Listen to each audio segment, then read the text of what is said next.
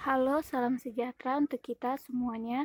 Perkenalkan, kami dari kelompok 1, kelas A, Pendidikan Ekonomi Universitas Negeri Medan, akan mempresentasikan fungsi perencanaan dan pengambilan keputusan dengan mata kuliah pengantar manajemen. Kelompok 1 yaitu Ahmad Rahman Hamdani Lubis, Maya Adelina Sialagan, Siska Borsembiring, Sri Suryaningsih, dan Tuahna Sari Nasution. Bagian yang pertama yaitu pengertian fungsi perencanaan dan pengambilan keputusan. Perencanaan atau planning adalah sebuah proses yang dimulai dari penetapan tujuan organisasi, menentukan strategi untuk pencapaian tujuan organisasi secara menyeluruh. Dari sisi proses fungsi, perencanaan adalah proses dasar yang digunakan untuk memilih tujuan dan menentukan bagaimana tujuan tersebut akan dicapai. Sedangkan keputusan merupakan hasil pemecahan masalah yang harus dihadapi dengan tegas. Pengambilan keputusan atau decision making merupakan suatu proses pemikiran dari pemilihan alternatif yang akan dihasilkan mengenai prediksi ketetapan. Bagian yang kedua yaitu fungsi dan manfaat perencanaan. Ada 4 fungsi dan manfaat dari perencanaan. Yang pertama, perencanaan sebagai pengarah. Perencanaan akan menghasilkan upaya untuk meraih sesuatu dengan cara yang lebih terkoordinasi. 2. Perencanaan sebagai minimalisasi ketidakpastian. Ketidakpastian inilah yang dicoba diminimalkan melalui perencanaan. Dengan adanya perencanaan, diharapkan ketidakpastian mungkin tidak terjadi di masa yang akan datang dan dapat diantisipasi jauh-jauh hari. Yang ketiga, perencanaan sebagai minimalisasi pemborosan sumber daya. Dengan perencanaan pemborosan yang terkait dengan penggunaan sumber daya yang dimiliki oleh perusahaan akan bisa diminimalkan sehingga tingkat efisiensi dari perusahaan jadi meningkat. Keempat, perencanaan sebagai penetapan standar dalam pengawasan kualitas. Dalam pengawasan perusahaan, membandingkan antara tujuan yang ingin dicapai dengan realisasi di lapangan. Mengevaluasi penyimpangan-penyimpangan yang mungkin terjadi hingga mengambil tindakan yang dianggap perlu untuk memperbaiki kinerja perusahaan. Bagian ketiga, yaitu persyaratan perencanaan. 1. Faktual atau realitas. Faktual berarti apa yang dirumuskan oleh perusahaan sesuai dengan fakta. 2. Logis dan rasional. Logis berarti apa yang dirumuskan dapat diterima oleh akal. 3. Fleksibel. Fleksibel berarti perencanaan yang baik juga tidak berarti kaku dan kurang fleksibel. 4. Komitmen.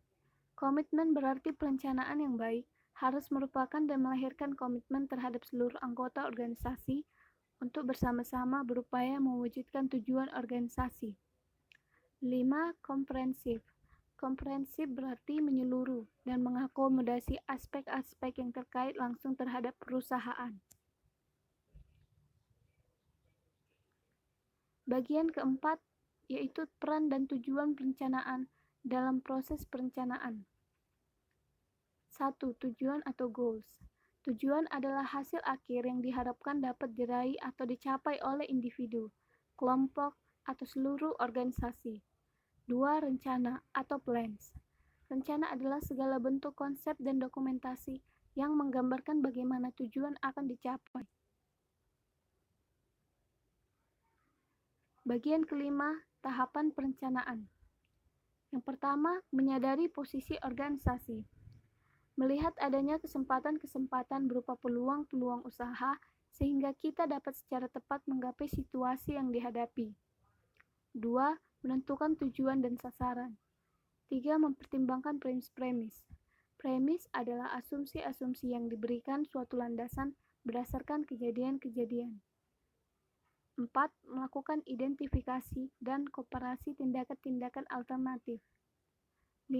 Melakukan pengambilan keputusan. Dan terakhir, keenam, merumuskan rencana-rencana dan anggaran. Bagian yang keenam yaitu dasar-dasar pengambilan keputusan. 1. Intuisi adalah keputusan yang diambil berdasarkan intuisi atau perasaan lebih bersifat objektif, yaitu mudah terkena sugesti, pengaruh luar, dan faktor kejiwaan lainnya. 2. Pengalaman. Pengalaman dan kemampuan untuk memperkirakan apa yang menjadi latar belakang dan bagaimana arah penyelesaian sangat membantu dalam menyelesaikan masalah. 3. Fakta. Adalah keputusan berdasarkan fakta, merupakan keputusan yang baik dan solid. Namun, untuk mendapatkan informasi yang cukup, itu sangat sulit. 4. Wewenang. Adalah mengambil keputusan berdasarkan wewenang semata, akan menimbulkan sifat yang rumit, di mana permasalahan yang harus dipecahkan justru kabur dan kurang jelas. 5. Rasional. Adalah keputusan yang bersifat rasional, yang berkaitan dengan daya guna. Bagian yang ketujuh yaitu lingkungan dan pengambilan keputusan. Pengambilan keputusan di saat keadaan pasti. Keadaan pasti adalah keadaan di mana seseorang atau organisasi berhadapan dengan informasi yang lengkap mengenai suatu keadaan lingkungan yang dihadapinya, sehingga estimasi mengenai masa depan dapat dipastikan.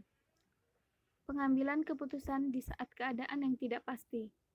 Keadaan yang tidak pasti adalah keadaan di mana seseorang atau sebuah organisasi berhadapan dengan informasi yang tidak lengkap. Pengambilan keputusan pada keadaan yang mengandung risiko. Keadaan di mana seseorang atau organisasi berhadapan dengan informasi yang dimiliki relatif tidak lengkap jika dibandingkan dengan keadaan yang pasti, namun relatif memadai jika dibandingkan dengan keadaan yang tidak pasti. Bagian ke-8, yaitu proses pengambilan keputusan. Yang pertama, yaitu investigasi situasi. Tahap ini terdiri dari 3 proses yang dilalui, yaitu identifikasi masalah, diagnosis penyebab dari masalah, dan identifikasi tujuan dari penyelesaian masalah melalui keputusan yang akan diambil. 2. Penentuan alternatif solusi. Pada tahap ini, pengambilan keputusan mencoba membangun beberapa alternatif solusi untuk diputuskan guna diambil sebagai langkah solusi. Ketiga, penilaian alternatif. Pada tahap ini, pengambilan keputusan mengambil evaluasi dan penilaian terhadap berbagai alternatif yang muncul, untuk kemudian diambil satu atau lebih alternatif yang dianggap terbaik. Bagian yang ke-9 yaitu memperbaiki keputusan.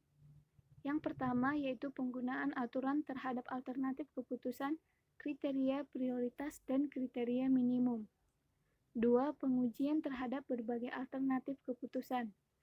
3. Pengambilan keputusan secara berkelompok. Demikianlah video pembelajaran yang telah kami sampaikan tentang fungsi perencanaan dan pengambilan keputusan. Terima kasih sudah menonton, dan salam untuk kita semua.